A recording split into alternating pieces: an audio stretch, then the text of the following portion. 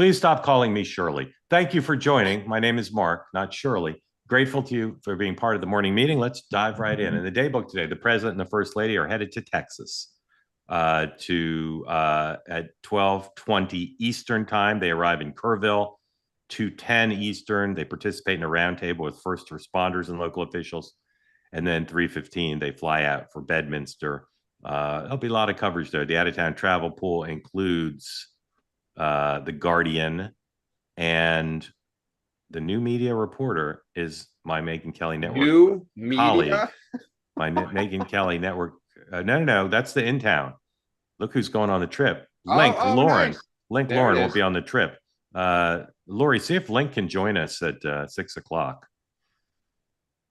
I'd like to have him on. Don't know what the vice president's doing. Have you ever done the pool? I can't. I don't think I'd want. I mean, I don't know that I'd ever. You have like actual responsibilities. Yeah, being in the pool is not easy. I used to kind of hate being in the pool because if you do any reporting, you have to give it to everybody. Right. You also got to be on. It's antithetical to my highly competitive instincts.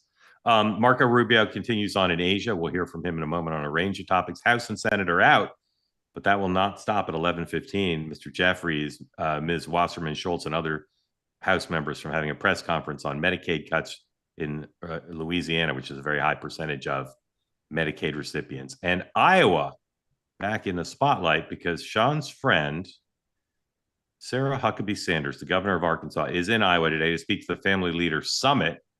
There's a link in my Substack if you want to watch it live at 4:54 Eastern time.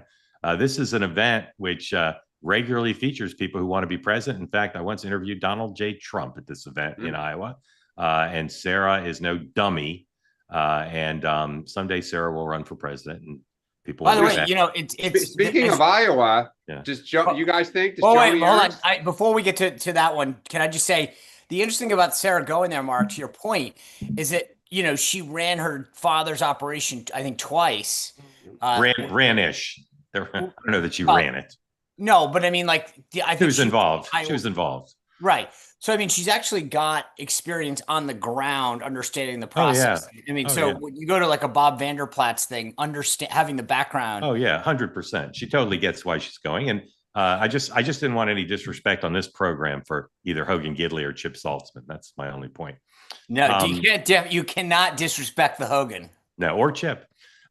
Chip Saltzman's a Republican operative who ran Governor Huckabee's, the other Governor Huckabee's campaign. And if you go to the main production house in Nashville, where you do live TV hits from, the wall's filled with pictures of country music stars who do their their publicity tour hits from there. But there's also a picture of Chip on the wall. Do you know the name of it? I can't remember. I've been there a million times. Stagecoach. And the great thing about Stagecoach, besides the pictures on the wall, is they have jars of candy. And because it's Tennessee, one of the jars, I believe the biggest jar, is filled with Goo Goo Clusters, which is Tennessee's official candy. My favorite place to do hits from. Yeah, it's a great place. They're super nice. And again, I laugh every time I go in there because there's like Conway Twitty and what's her name? Who sings? Marsha Blackburn. Who sings This Kiss? Faith Hill, and then all these people. Marsha Blackburn's probably on the wall now, but the first time I went, it was all country western artists and Chip Saltzman. And if you know Chip, you'd find that particularly funny. In any event, let's get to our topics, gentlemen. Dan, sir. Dan. I sold Dan from. He was going to make another Iowa point that I know where he's going. What was that, Dan? Does Joni Ernst run for re-election? Oh, that's all right. Let's do a mandatory prediction. Does she run for re-election? Sean. Yes. Dan. I'm asking you guys. I don't know. The correct answer is yes, she will. Okay. I believe, although not 100%. All right. In any event, Russia. President Trump did another chatty phone call with Kristen Welker. NBC wrote it up. He talked about 17 different things, and he teased some big announcement that he'll make Monday about Russia. Now, again, he didn't say he'd do it in the next 2 weeks. Maybe it'll happen, maybe not. But he says it's going to be a major statement on Monday. And Marco Rubio yesterday said that he and Lavrov came up with some innovative new undetailed thing about how to break through the process. And here is Rubio today talking about the president's alleged Monday announcement. 106, please. The president says that there's going to be an announcement coming relevant or relating to Russia on Monday. Can you tell us a little bit about what his thinking is based on your conversation last night, where things currently stand? No. I mean, that's what Monday will be about. All right, so no preview there. Dan, what do you think's going on between the president and his Secretary of State / National Security Advisor and Putin? Well, I think Trump, I think, still wants a deal. He wants to keep the line of communication open. I'm sure they're floating ideas and listening to what the Russians may. Is there any change in what they want? Which is appropriate. I mean, as they should. They shouldn't ever stop trying to seek peace. But at the same time, there's nothing on the battlefield that shows that Putin is considering pulling back or suspending or pausing activities. And therefore, I'll be curious what he has to say on Monday. But there does seem to be excitement in Europe that he is really, leaning into protecting Ukraine. So we'll see what he has to say. All right, Sean, before you weigh in, guys, don't look at your monitors. I wanted to do a quiz. What are the 3 cable news networks leading with this morning? 3 different leads. What are they leading with? CNN, Dan. Epstein. Wrong. Climate change. Wrong. Flood disaster related to climate change. I might Fox. have. Dan, you were close. Dan, Fox, what are they leading with? Epstein. Wrong. Immigration. Sorry, Sean, I jumped the gun. I yeah, would have said the Tony pot Bennett. raids. Okay, and what's MSNBC leading with? I'll give you a hint. Susan Glasser's on. Sean. Trump under investigation. Wrong. ICE raids. Wrong. Dan. Democracy. Close. They're leading with Trump's inexplicable love affair with Putin. All right, take down the quad split. Wait a second. That headline, like this week, he finally kind of stopped. I know, but nonetheless, Susan Glasser right. They can't help themselves. All right. Today, also, Trump didn't slap him on, said he's going to slap some tariffs on Canada. And the Wall Street Journal has a very good piece saying, Trump's now using tariffs any which way he wants. It doesn't have to just do with economics. It can be to make a political point, like with Brazil, or to express anger over fentanyl with Canada. Here is Marco Rubio talking about tariffs. 108, please.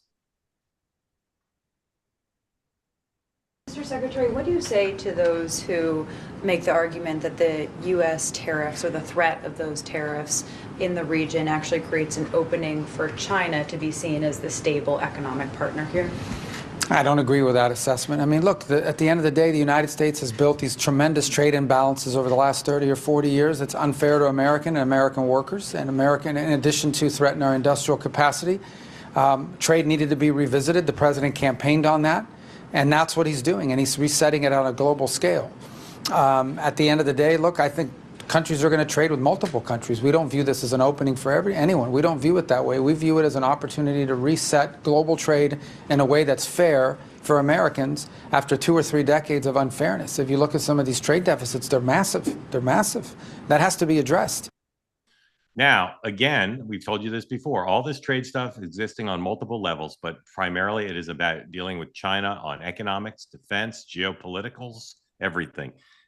Today, Secretary Rubio, amongst the many meetings he had, was with the Chinese foreign minister, his counterpart.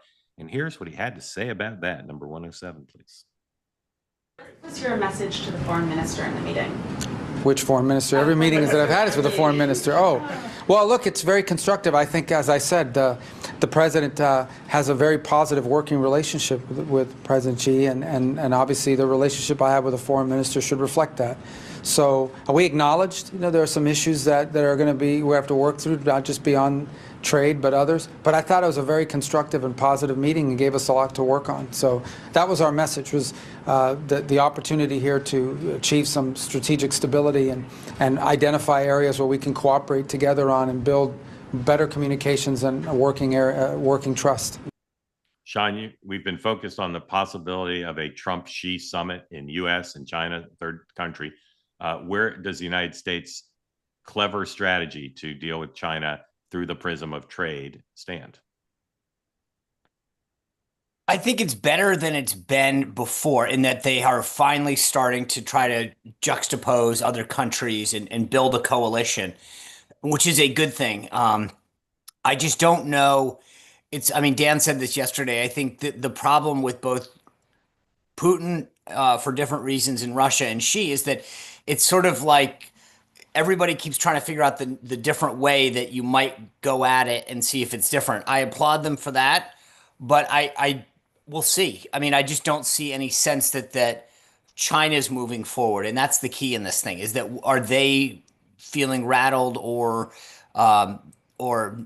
find the need to change their ways? And I don't see anything in China's behavior that suggests that they are concerned about our posture in any way that changes how they're going to act. She's got rare earth minerals in his back pocket. Dan, Yep. thoughts on what Sean said? Yeah, I agree with Sean. And I think, what's curious is if you're trying to build the coalition of the willing against China, just in the last 48 hours, the Vietnamese have now said they didn't agree to a deal that Trump announced and that they're trying to get the tariff rate lowered. So Vietnam is one of the keys economically against China. He now slapped Canada, one of the biggest markets of Chinese products and oil consumption, and oil is Canada. So we've kind of gone to economic war a little bit with the Canadians. So you just kind of look at it quizzically and say, if the goal is to surround China and kind of, strangle it, we're not doing a great job. Well, I talked yesterday about how positive it is that Macron and Starmer are like getting, hey, you know what? Maybe we need to team up to like pay more attention to what's happening in our backyard and coordinate our missile response. We need that in the same way with China, which is to say, guys, you're either with us, you're against us. This is what their goal is. Cut it out. I think we effectively did it a few years ago with Huawei. You remember there was this, especially in Europe, there was this, hey, look, it's cheaper to buy all the Huawei stuff. And yet it was like, guess what? It's inherently bugged with things that are going to undermine your economy. And we won that argument. And I think we grinded away, but I think it's a somewhat of a model to say, guys, you choose now between good and evil. You may not like all of our tactics and that we're talking about fairness on trade, but this is bigger. This is existential. This is about our existence. I think, except for the rare earths, as Sean suggested, we're in a better. U.S. is in a better place than it's been, but I still don't see how they solve that. All right, yesterday, I was on Charlie Kirk's program and we talked about the Epstein story. I was on WOR. And I'm just saying, I talked to Charlie Kirk, happened to be on his show, and he's as supportive of the president as anybody, but he is really up in arms about Epstein and says everybody under 30 in MAGA is up in arms about it. And so we tried to put together a focus group last night of people under 30 who voted for Donald Trump to see what they thought about Epstein. We couldn't quite get it together in time. But by chance, we did have one of our member of our community come on, a 21-year-old guy named Colin from Tallahassee. And I'm not saying he speaks for every young MAGA supporter, but he speaks for tens of millions, or at least millions. I don't know how many there are, but he speaks for lots of people. Here is from last night's Two-Way Tonight. This is Colin from Tallahassee. Hi, I'm calling from Tallahassee, Florida. And this past election was the first that I was old enough to vote in, but I went to Trump's first inauguration and then again this year. And so I've been a longtime supporter of him.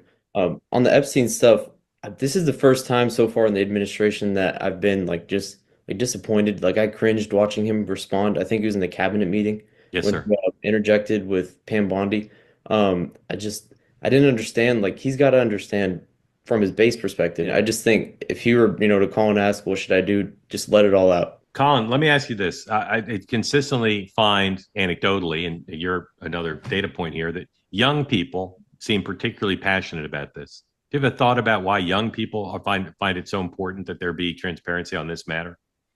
I think it's just on this and everything else from, the Iraq war to the financial crisis to COVID. It just feels like we're constantly being lied to and like being told, don't believe your lying eyes, we know better. Just the constant lying. It seems like this is just another example of that. Is this something you talk about with your friends? Okay. Yeah. I think we can stipulate that young people care about this and that there's this through line to the financial crisis in Iraq and all sorts of things. Sean, if the president decides that this is an issue, not just with young people, but with MAGA, what can he do? Well, first of all, I want to just go back to what Colin said, because I think that's important. I looked at the Epstein thing more as from the victim standpoint. Like I feel that these young women that were victimized deserve some justice. And it's fascinating to hear younger people, and I agree with you. He may not speak for everyone, but I hear the same things when I ask younger people, like, why do you care? And it's that through line about transparency and lying. You have COVID, Iraq, all these things that I think young people look and go, wait, this government continues. I mean, big pharma, all the stuff where we find out that, like, well, you knew about this and you didn't do anything. And it's fascinating how these folks are processing things. And so I think that was really good, because it shows, like, you can care about the same issue for different reasons. Like I said, a lot of the older folks that I talk about it look at it as a victim issue, that these young women deserve justice from the people that perpetrated them. So I was fascinated to hear that, because I think it's interesting to see why the younger voter cares in a very different way, but yet are equally as passionate.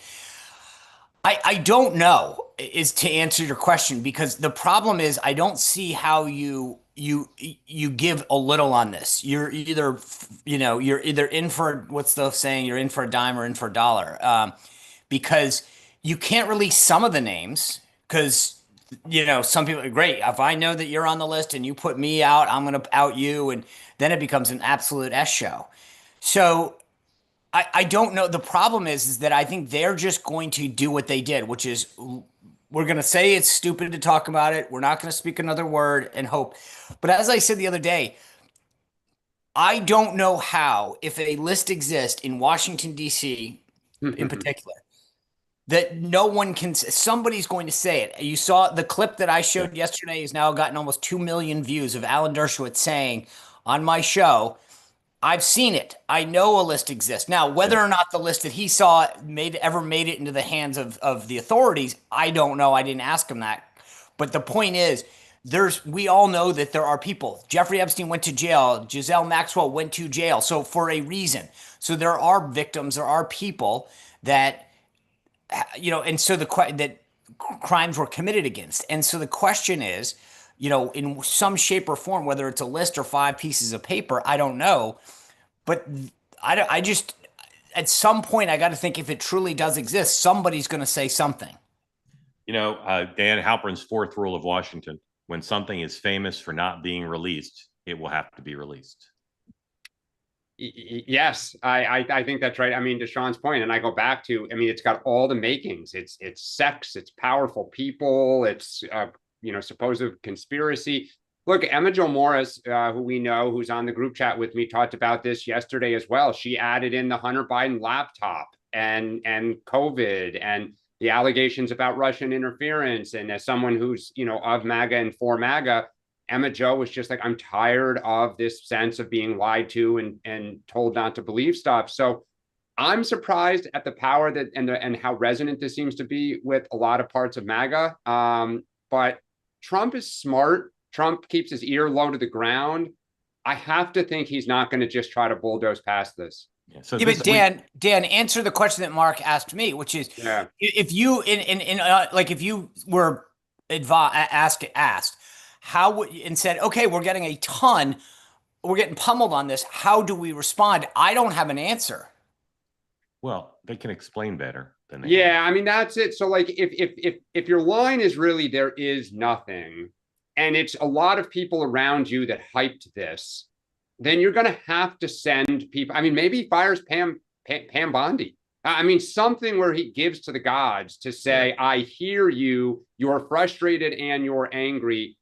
Classic Trump. So am I. It's outrageous that she did this. Yeah. Okay, but play it out. Yeah. Fires Pam Bondi, which again, Pam is just the messenger as far as I can tell. Yeah. Then the next person's going to have to. Then Dan, you're next. Release the list. Walk into the briefing room, state for as long as reporters have questions, and say, here's the chronology. Yeah. Here's what we've released. Here's what's left. Here's why some of it can't be released. Here's what that is.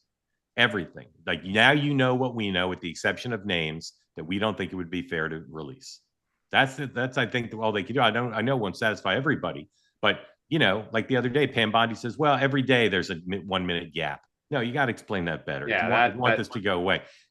This weekend, Charlie is hosting an event with his young army in Florida. I think it's in Orlando. and a bunch of prominent people, are, including from the administration, are going to speak. I guarantee you this will be a big topic of conversation there.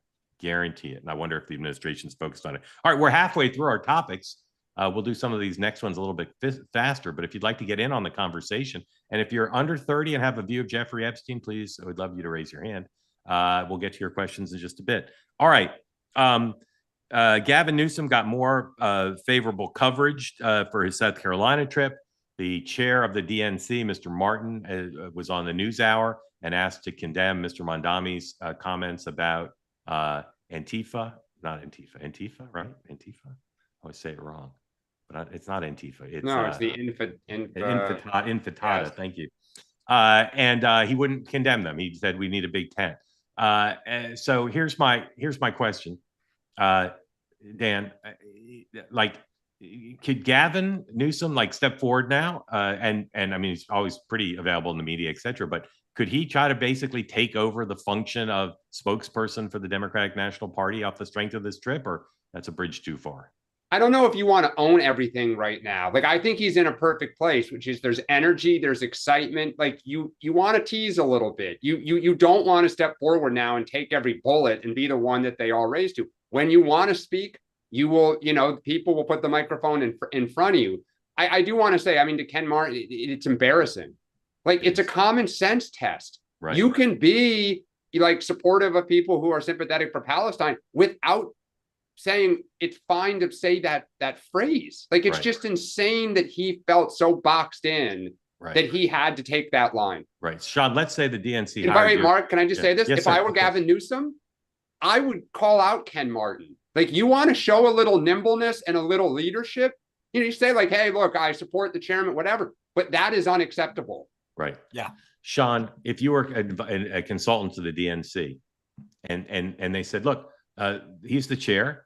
We've given him tons of media training. If you watch the NewsHour interview, the guy is reciting lines that he was told to memorize by his comms staff. Would you say he can't be out anymore? Hire a comms director and that person should be the spokesperson because he can't do it? Or do you think he's salvageable as an effective national spokesperson based on the available evidence? Welcome to the team, Sean. Is Tim Hogan available to go to that meeting? Yeah. Tim would be there. Probably. Yeah, Tim would be there. I'd say, hey, ask Tim. Look, I think the answer is more. No, look, he says what he has to say, as you pointed out. So I think the point is more strategic, which is, look, here's what we have to do, and either you have to be willing to hew that line, or we can't do these interviews. We're gonna, but this is causing us problems. Well, but just as the binary. If you were in charge of the comms decisions, would you say the chairman's just got to get better, or would you say the chairman really shouldn't be doing much media and we got to find somebody else to carry the message? The problem is he has to get better because you can't put someone else out. I've done this job. I did it for 6 years. He could find a member of Congress. We've talked about this, and make somebody but if he's going to raise money, if he's going to have a profile. Once you take, you'll emasculate yourself the second. Yeah. I'll tell you this from my. Yeah, I agree. You'll emasculate yourself. You won't be able to raise money. You both are making the right points. But I'm telling you, go watch his NewsHour interview. I get it. But at some point you say, if you can't do that. No, but this is the come to Jesus moment, which is, sir, if you can't do this, then you can't fundraise. You can't do this, and you might as well resign. Right. So either you listen to us and do what it is, or you're just going to go down. I'm telling you, I think that's the best he can do. Tanya, that's the best he can do. I think the question now is, do you start getting people calling for someone like Terry McAuliffe? Do people start, because it's always, if not him, then who? Right. And do people start now saying, because look, I'm a fundraiser. I cannot imagine those comments and now trying to call people to raise money. I can't tell you. Let me just say, I can't tell you how many people I've heard from, and I may have said this on this program before, but I find it so instructive and humorous. I can't tell you the number of people who said to me, they get a request. Would you like to do a Zoom? A potential donor. Would you like to do a Zoom with Ken Martin? And the two most common answers are no or who's Ken Martin. So one of the things that I experienced during my tenure, the donors expect the chairman to be on television. Yes. They want to see you. And if they don't, they think there's a problem. So if you can't do that. But they expect them to be on television and good at it. Right. But my point is that's why, to your question, the binary question to the chairman is, sir, if you can't do this, you cannot be effective. Therefore, you must step down or Yes. appoint a general chairman. Yes. But yes. And we're not showing you clips from the thing because the whole thing is a disaster. We'd have to show you a 15-minute interview. But if you're interested in understanding why some people have reached the conclusion that the chair can't be an effective messenger, go watch him on the NewsHour. All right. Yes. What'd you say? What? I said of all the places that it is. I know. Like, I know. Dude, I It know. sound like some, He whiffed on the NewsHour. he might as well have gotten the 60 Minutes crew to edit it for him because Exactly. All right. We all know that President Trump is on a long-running campaign to try to force the Fed chair out or blame the Fed, make him a scapegoat, just make his life miserable. Things ratcheted up yesterday quite a bit. Put up, looking at my list here. You know what one I want. Trump on the Fed. What number is that? Is that on the list? Is that on the list? Maybe I made that up. Anyway, I thought it was. Anyway, Donald Trump, Kevin Hassett, the OMB said the Fed chair is lavishly remodeling the Fed inappropriately. Here it is. I didn't make it up. Yeah. Trump inflation is up. Here's why it matters. Well, that's not the right. Never mind. That was a different story I was thinking about. Anyway, just back to the basic question, which is, Sean, they obviously, there was like a memo that went out yesterday. What's the name of the deputy chief of staff who does politics? James Blair. James Blair. He went after the Fed chair yesterday too, and Scott Bessen's been going after him. Like, Sean, what's the objective here? Is it to force him out? Is it to make him a scapegoat? Is it to just vent and make his life miserable? Like, what's the actual goal of this coordinated, multi-pronged attack against Mr. Powell? All of the above. I was just gonna say, yep. Strike 1, 2, and 3. It's like, if you won't resign, we're gonna make your life hell. If your life, it's just sort of like, let's just, And the thing is that when there's a target in Trump world, right, and you see the president aim at it, to your point about James Blair and others, it's like, okay, it's a might as well just pile on and you get credit for. Yeah. All right, Dan, any thoughts on that? Yeah, look, I do think it's somewhat horrifying that all these stories say a prerequisite for the job is you will cut interest rates. Like, that is not in anyone's interest to potentially cause inflation again. Like, the Fed is right to be a little cautious. Inflation was scarring for this country. The number of people voted for Trump because of inflation under Joe Biden's watch, and to now be railing that you need to cut interest rates while we have all the stimulus about to come flying back into the system. It's crazy. Well, crazy. Is it? But why is it crazy to want a Fed chair that's going to implement policies that you because Donald Trump is not the job of the Fed chair is to set interest rates based on economic conditions as they are at that moment. It is not because the president of the United States wants to just have cheap money so he can say he grew the economy. Like, that's not the job of the Fed. The dual mandate: low employment and keep costs under control. Yes or no? Exit question. Will Powell serve out his term? Dan? Yes. Sean? Yes. The correct answer is yes. All right. Wall Street Journal reported last night that... By the way, I think the bigger question is, when will Trump announce his replacement? Because that to me is it November or February? Thanksgiving. 110. Wall Street Journal reported last night that the plutocrats who want to stop socialist mayor in Gotham City are going to flush $20 million down the toilet. As the story points out, they have no actual strategy. They have no candidate. They have no plan. Most of them are under the illusion that they've made so much money in the private sector, they don't need to look at data. And if they looked at data, they'd see that Mayor Adams' approval rating makes it mathematically impossible for him to win this race, no matter who else, even if it's one-on-one. He can't beat Mandani. So nonetheless, Mayor Adams persists. And here's a new video Mayor Adams has made, 112A, tweeted Talk it out. a little bit about video. your impression of Zoran Mandani. He is an academic elitist. He studied poverty. I live poverty. His programs are going to impact working class people. The issue of affordability is real. People are hurting, and you're saying, I'm going to promise you things that you can't deliver. His foundation for free buses, which costs $3 billion, is to raise the income tax of the 1% of New Yorkers. He doesn't have the power to do that. Mayors can't do that. You know who can? Assemblyman. He's an assemblyman. He didn't do it in the assembly. So why is he going to do it here as the mayor? Then when you talk about government-run supermarkets, I've been to Cuba. I know what a government-run supermarket looks like. The Cuban supermarkets have extremely good plantains, just so you know. It's not all downside with the Cuban supermarkets. Dan, my daily check-in, percentage chance that Mr. Mandani is elected mayor. Haven't changed. What did I say yesterday? 60 or 56, 57, I think. Look, here's the one thing. I agree that story was hilarious because it's just the classic freak out of the donor class. Mandani has not been above 45% in a single poll.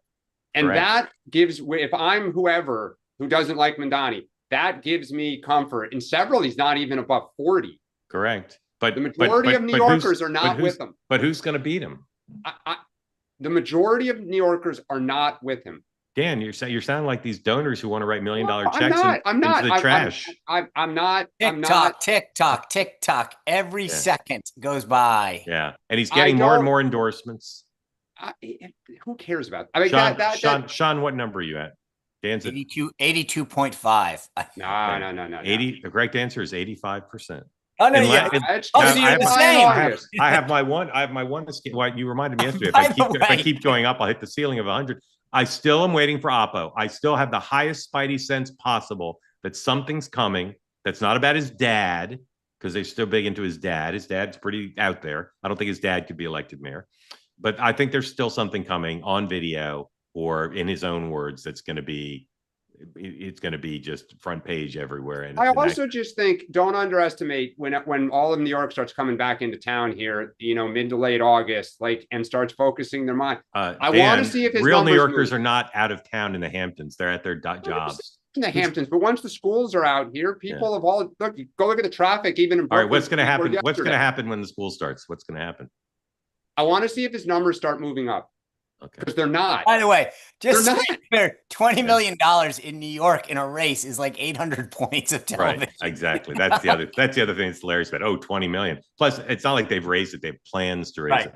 All right, Sean, winner of the week. Okay. Normally, as you guys know, by Wednesday I got it locked in. There was a lot of contestants this week. I want to pay tribute to the first responders down in Texas. Coast Guard rescue swimmer Scott Ruskin, amazing story. But I wanted to kind of go against the grain in this week and find something that didn't get a lot of praise. My winner of the week is Secretary of Transportation Sean Duffy. For weeks on end, we talked about the problems at Newark and how it was screwing up air traffic all over the summer. And quietly and yet steadfastly, Sean Duffy and the folks over there got the runways up, got the ATC issues fixed. And by all accounts, it has been absolutely a phenomenal turnaround. And yet it went completely under the radar, got no credit. And so for that reason, I want to call out Sean Duffy, the Secretary of Transportation. Dan, winner. That is a great call. And by the way, the ultimate Trump sign of approval, wasn't he nominated or proposed for another job at the same time now? Yeah, no, he's heading NASA. That's it. Yeah, so it's the ultimate sign in Trump world. You're doing great. Here's another job. Yeah. My winner of the week, Gavin Newsom. As a Democrat, that's the best set of publicity that I've seen anyone get since last November for 48 hours. I'll do my winners and losers at the same time because they're related. And my winner's the same as what Sean initially touted. The acts of heroism in Texas, those folks, just incredible. The capacity to think about others and people who save scores of people, just incredible. My loser are these local officials. I understand the pressure they're under, but these press conferences are an embarrassment. You cannot continue to say we're focused on rescue and recovery and grieving, and we'll deal with public policy issues in the future. They have to explain now how this could possibly have happened. This was not an aberration. And I don't know how many of you watch these press conferences. They're just an embarrassment. And one local official was just chiding the reporters and saying they were impolite. It's not impolite to try to protect the public interest, to get people to understand how this could have happened. It's not gotcha, but they clearly know that they screwed it up and they don't want to talk about it. And it's horrible. Dan, by the way, the one cool thing to your point, Mark, about the folks down in Texas is what I love about so many of these stories is it's just average Americans doing really heroic. Sorry to interrupt. Put up Fox as quick as you can, please. Sorry. Put up Fox as quick as you can. Mandani?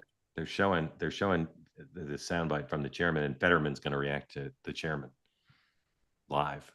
Fox audio, please. Globalize the intifada in a recent interview. There's no candidate in this party that I agree 100% of the time with, to be honest with you. There's things that I don't agree with Mandani that he said. We win by bringing people into that coalition. And at the end of the day, for me, that's the type of party we're going to lead. We are a big tent party. Well, that's kind of mushy, I think. You know, even in politics, it's kind of a mushy answer. He did not condemn the question as it was posed. What do you see as the problem with Mamdani as it may affect the Democratic Party? Well, I mean, for me, clearly, the GOP are now going to use him as their tent pole of All right, sorry. He said this before. I thought my friend Bill Hemmer was going to ask Fetterman about the chairman, but he didn't. So dump out of that. Sean, I apologize. Pick back up. No. I was just saying what I loved was you know, when we talked about the military stuff a couple weeks ago and the strikes in Iran, these are highly trained guys. What I loved about Texas was just average everyday Americans standing up, doing heroic things and showing how great how great we are as a country and our people are. So I wanted to put a pin on that. Okay. Loser. Again, a lot of contenders this week. I think Elon's political flop was a high contender with this New America Party, but I'm going to give my loser to M&Ms and Skittles. While everyone else is getting rid of red dyes, they're doubling down on dyes and saying that they refuse to put them out. And I hope that they see the error of their ways and come to their senses. Dan, loser. We'll have to see by Halloween, Sean, where that is. I'm going to say the federal government, the people in particularly Washington, D.C., the court ruling this week, there are going to be a lot of layoffs coming very soon. You can be supportive of that or opposed to it, but these are people with lives. I know a lot of folks have family work in government. Trump has every right to do what he's doing, but there's about to be a lot of change. Okay. Sean, what are you looking for this weekend? Stability. All right. I'll take it. Dan?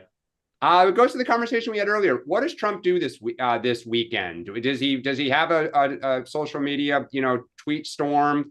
Because his base is a little restless this weekend. And it's the first time, I think, since 2022 or 2021, he's got a little bit of a restless base. So his history is he feeds them something. Well, that's kind of, you hit the nail on the head why I said stability, because I think this weekend he's going to leave Texas, go to Bedminster. And the question is, does he go on a tweet storm because he's got nothing big on the agenda to solve? Or is it just like under the radar, good weather, play golf all day?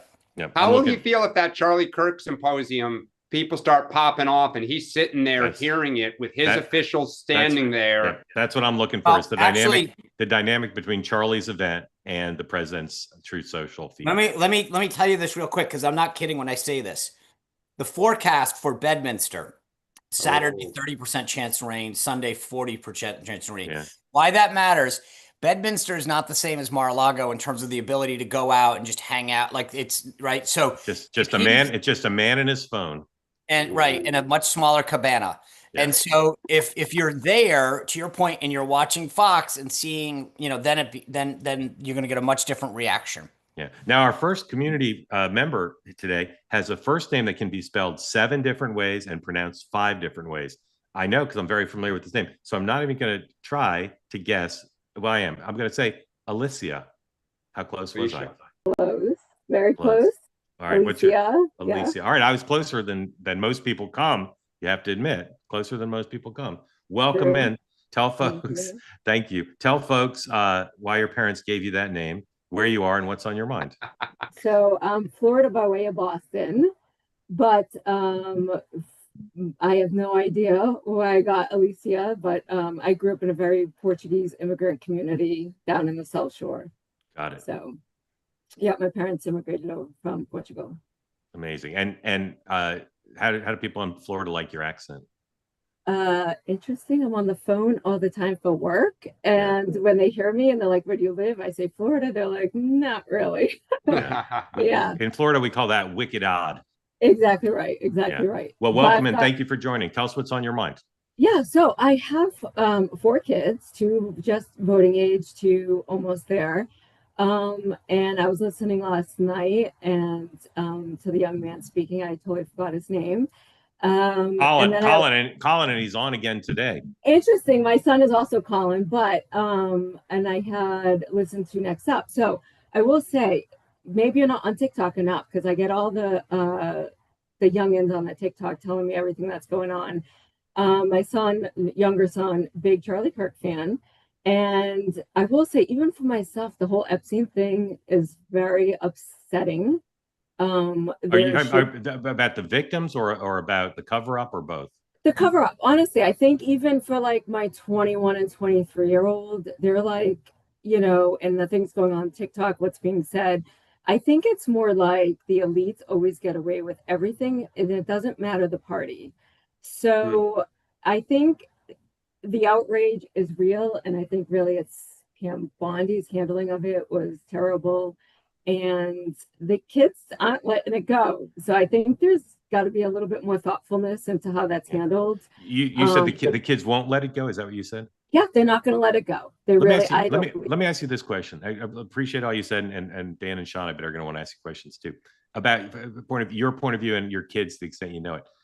Why are people not outraged about, say, Donald Trump and his friends getting rich, like President Trump, selling these crypto stuff, the NFTs? Like that's the elites using the system for themselves. Why is that not also a comparable source of outrage? I totally don't think that this generation, and I'm just speaking for my kids and what I understand from them, but maybe some of how also I taught them in a regard.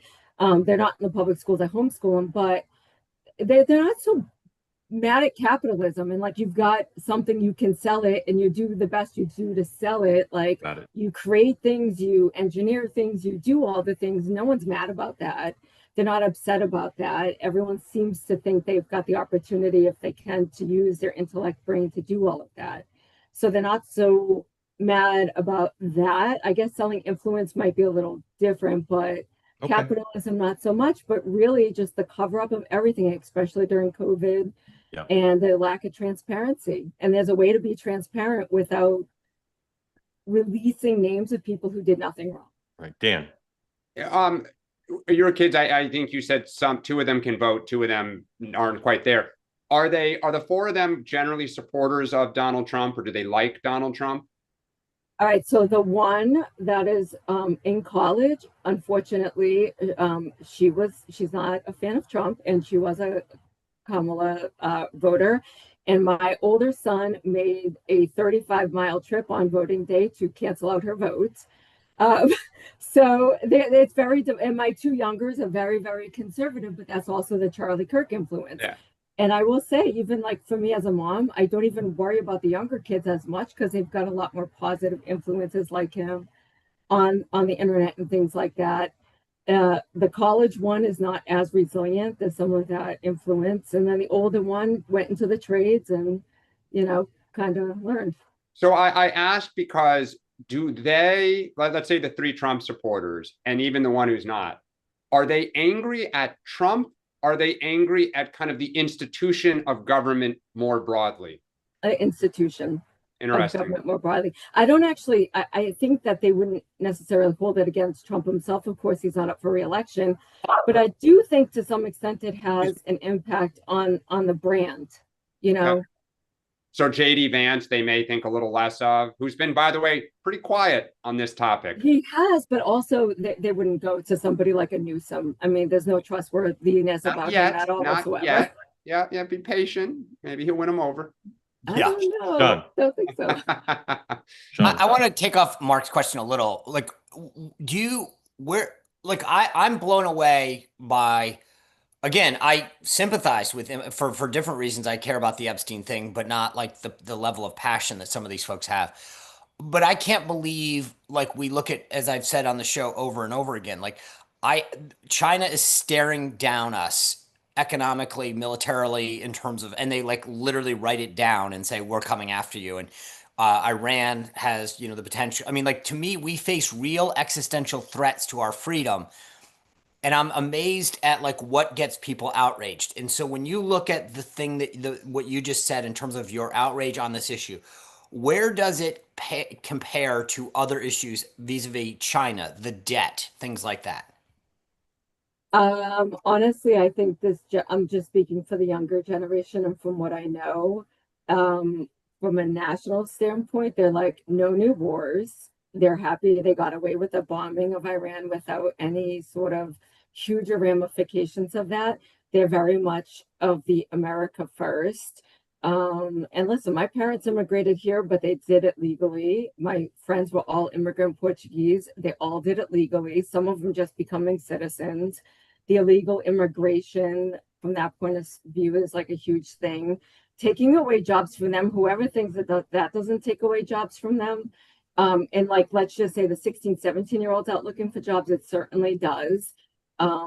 And they see the impacts of that and what their future looks like here, like in America. I'm not saying they don't look at more of a global thing, but they are positive on the immigration results. They are positive on the border results. They are positive on some things, but the transparency thing, like if you can't trust people, I guess, or trust an institution, that kind of, it has a trickle down effect. It isn't just like it's a Republican or a Democrat. It's just trusting in the institution. If President Trump called you and asked you what he should do to deal with this, what would you tell him? I think there's a way to say we can't release everything for XYZ reasons, but just be transparent. If there was like, should he do it himself or have the FBI or the Justice Department do it? Think it's important he do it himself? I think he can do it himself. I think he's got a way of talking to the American people in a way that they can understand. And I think people would accept that as long as it was coming from an honest, trustworthy standpoint. Is this the first time you've raised your hand on one of our programs? The first time I've been on the Zoom. I was like so passionate last night after. I was like kind of listening, but I've been listening since the election and I love the program. But yeah, I usually listen off YouTube later in the day. Yeah. Well, thank you for coming on. Thank Grateful for you. Thank you for being part of Two-Way. Thank you. Appreciate it. All right. We're lucky enough to have Washington's premier political strategist with us, Mark Bednar. Hey. Mark worked on Capitol Hill for a variety of people, including Speaker of the House, Mr. McCarthy. Welcome in, sir. What's on your mind? Thanks, everyone. And also for interim NASA Administrator Sean Duffy, which is a great title. Yeah.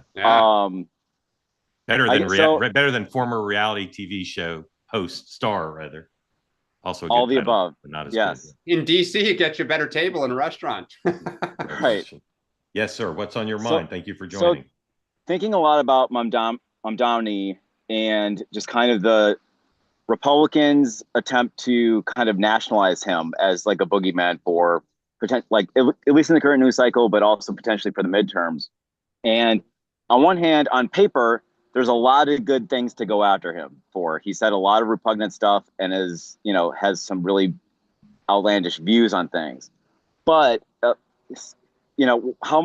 be curious for both Dan and Sean, how much legs does that really have? Because it kind of reminds me like there was a presidential candidate in 24 who tried to nationalize Dr. Fauci as the boogeyman and COVID lockdowns. And like on paper, that was like a good argument, but ultimately no one really cared. So if this guy ends up becoming the mayor of New York, does that really have an impact? Are Democrats in swing districts Mark, Trump? Before they answer, I want to challenge your premise. How do you know no one cared? Primary voters. What about them? I mean, just like instinctively, like in debates, that candidate would try to raise like his contention with Dr. Fauci. And the argument just kind of fell flat. It never seemed like it punched through. That was obviously we're talking about DeSantis. I have the opposite instinct, but yeah, Sean, go ahead. No, I think I mean, I think like it's a good proposition, Mark, but I also will see how it manifests itself. Do the attacks stick, right? Is it personal? Like, I think it can go in several different directions. If it's about his policies and how nutty he is, I think that could manifest itself one way. If everyone tries to make it personal, I think it could go off the rails. But would voters in the 13 Trump seats for the midterms this year, would they really care about a House Democrats affiliation with like the mayor of New York, a place they've never been? I can tell you. That's my question. I can tell you Hakeem Jeffries thinks it might happen. So that's what I was going to say. That to me, the issue is the party's brand is one of weakness, not knowing what it wants to do, right? Like we don't have a set of policies. If we got power back, like the fact that Jeffries and Schumer, who are our two leaders, right, from literally New York City, will not speak of him. They will not condemn him. They will not criticize. They won't say they support or endorse. Yeah. Or endorse. So I think where it becomes potentially powerful is to say they live in that city. They're so weak. They're so afraid. They won't criticize him. They won't, to Mark's point, endorse or whatever. So what will you then transition to? They're going to try to impeach Trump. They're going to do like all the crazy stuff to say you shouldn't give them power.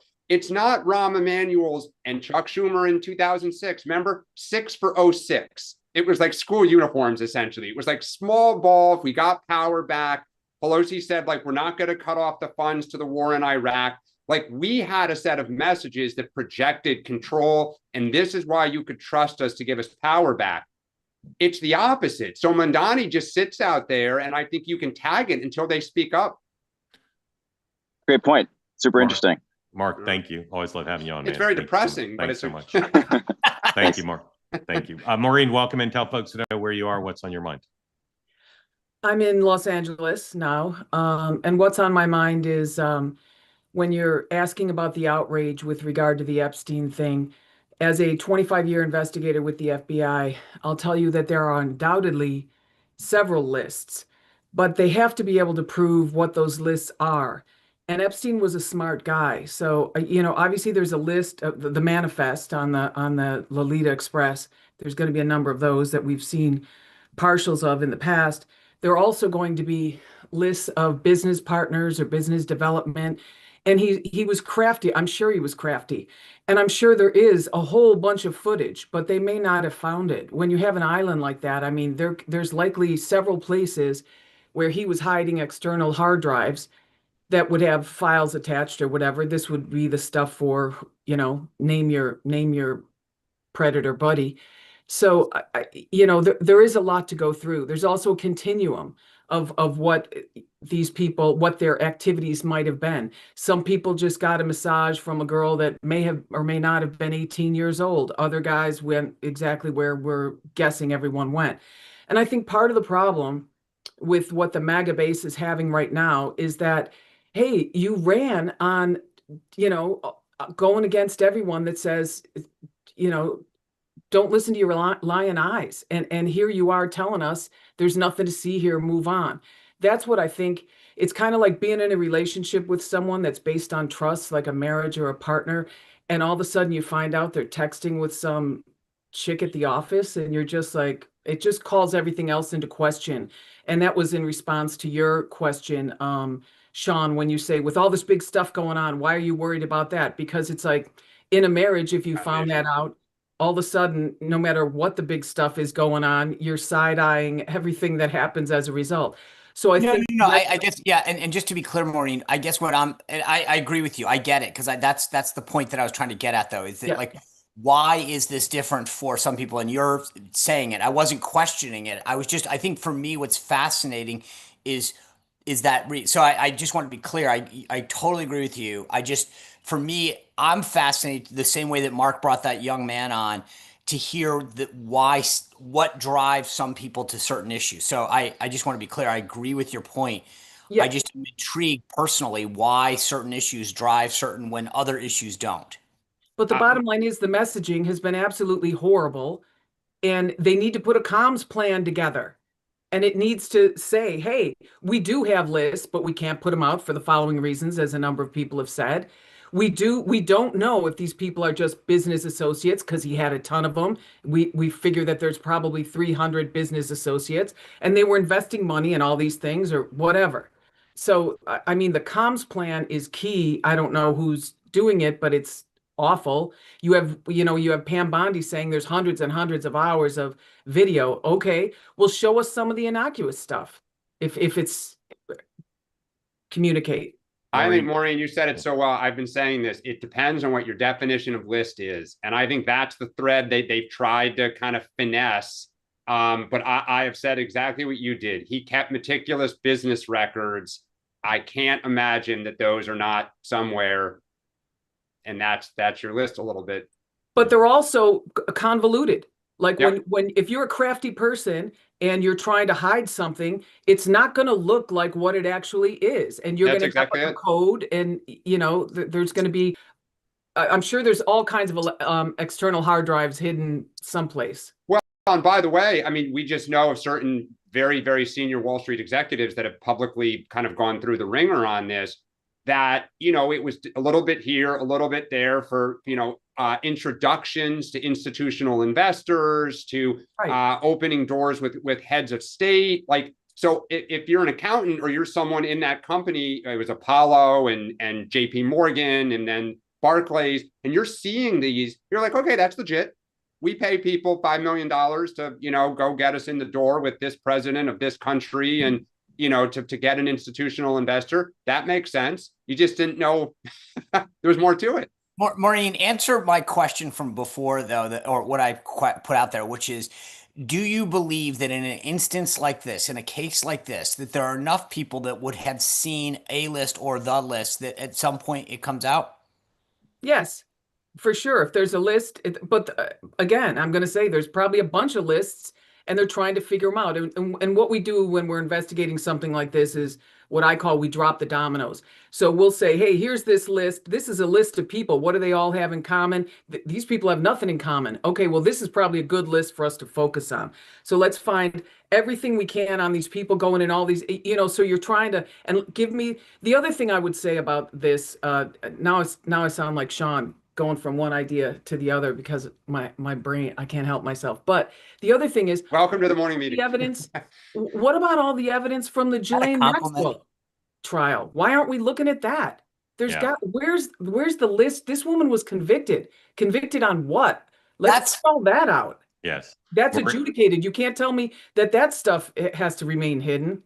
Yes, Maureen, thank you. Always love having you on. Thanks for coming back. Awesome.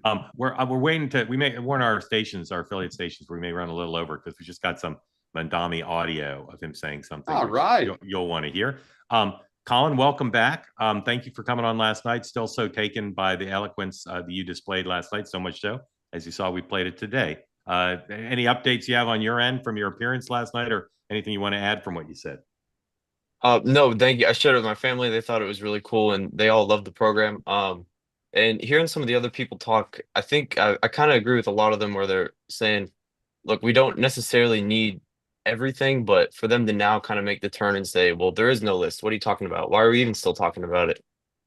It's such a sudden and sharp change that just any amount of transparency would go a long way. And I think certainly him just coming up to the podium and saying, look, here is what we have, here is what we can and can't release, and here's why.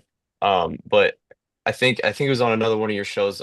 Somebody mentioned that they just used the cover of like classification of records to cover a lot of their blunders and just avoid any sort of accountability with the public. So this seems like another example of that, and I'd like to see some more openness, which is what we were promised. Yes. Colin, do you want to hear it from the president himself, or would you be satisfied if, the deputy AG came forward and did what you just said?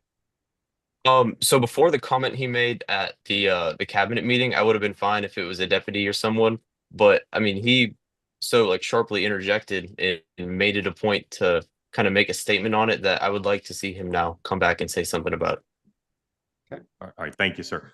Real quick, 201, please. This is a tweet from Jonathan Levine. Sean knows Jonathan quite well.